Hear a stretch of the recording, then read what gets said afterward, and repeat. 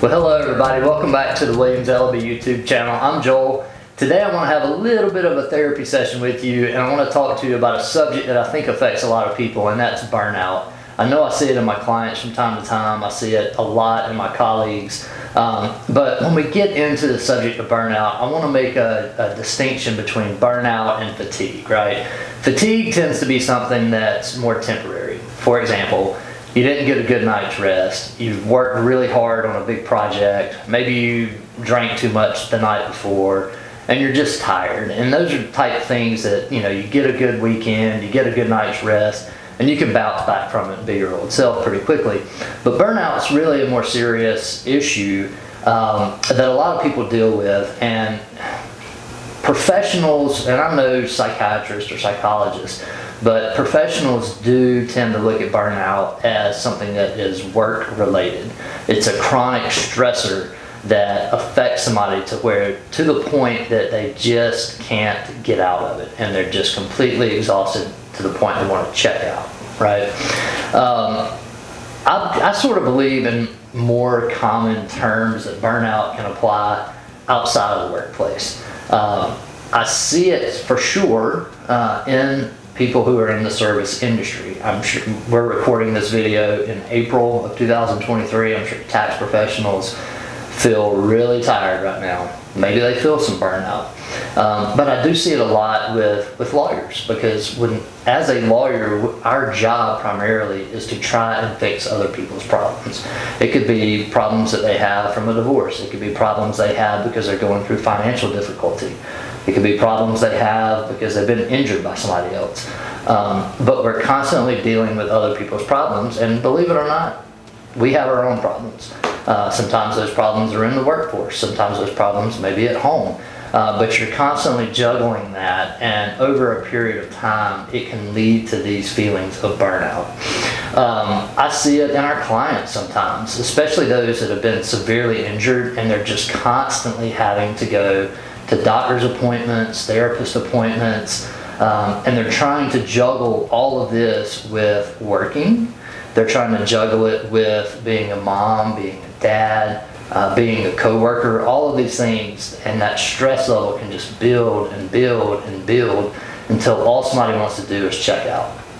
So, if I'm honest about it, at a period of my life when I was working for somebody else, I went through this, and it just got to the point that I had to check out of that workplace environment for myself and for my family, because it was just nonstop.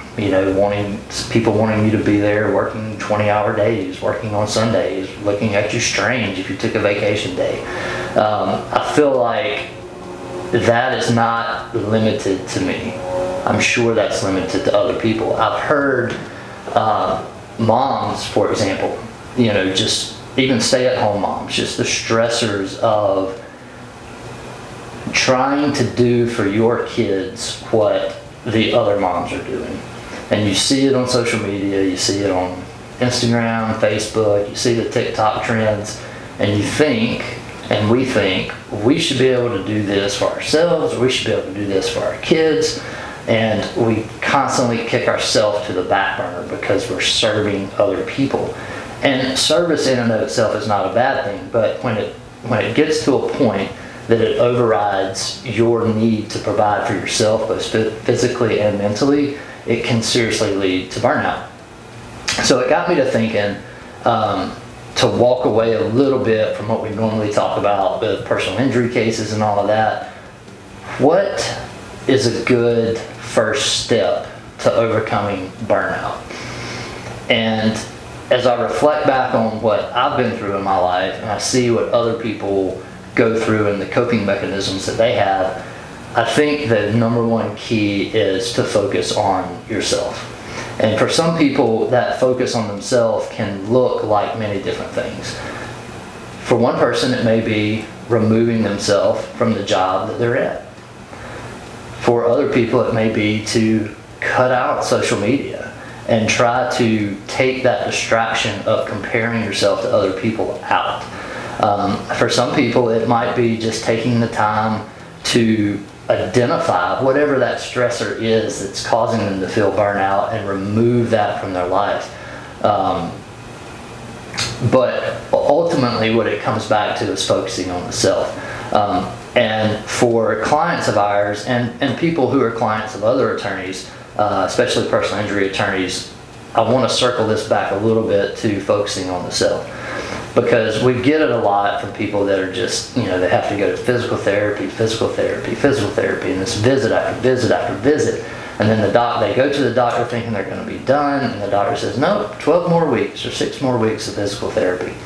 And they start to get burnout on it. I think that burnout can often come from when you're doing the therapy or you're getting the treatment for somebody other than yourself. Because ultimately the reason that we're doing it is to improve our physical condition and improve ourselves.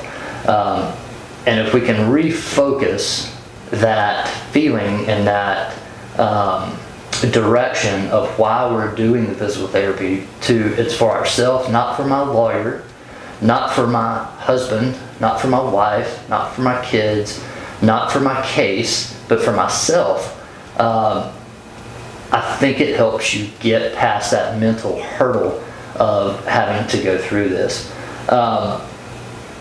But whatever it is, and that's just for, you know, our clients, or other people's clients, but whatever it is, whether it's a stressor in your workplace, whether it's the stress of trying to keep up with the Joneses or anything of that nature, I think if we take that step back and focus on ourselves and really identify what it is that we need to be mentally healthy and adjust our lifestyle accordingly to reduce those stressors, that it can really help us escape that trap of burnout.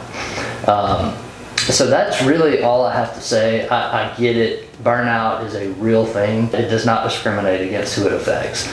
But if you're in the service industry, if you find yourself in the workplace where your job is just stressing you beyond belief, if you're a parent and you feel like you just aren't doing a good job because you see what other parents are doing, if you're a business leader, if you're a client of a lawyer and you feel like you're doing something for your lawyer instead of for yourself, that might be a time to take a step back and identify what those triggers are and what those stresses are, and either do something, see a therapist, or if you can readjust your focus yourself, do it. If you can't, get professional help. There is no shame in that whatsoever. But remember to focus on yourself, because if you don't take care of yourself, you won't be able to take care of others. So that's my sermon for today, and that is my therapy session with Joel Williams. But take care of yourself, and you'll be happier for it. Hopefully this video has been useful or helpful to you, for no other reason to understand that you're not alone if you do go through burnout. There are plenty of other people out there that struggle with the same thing.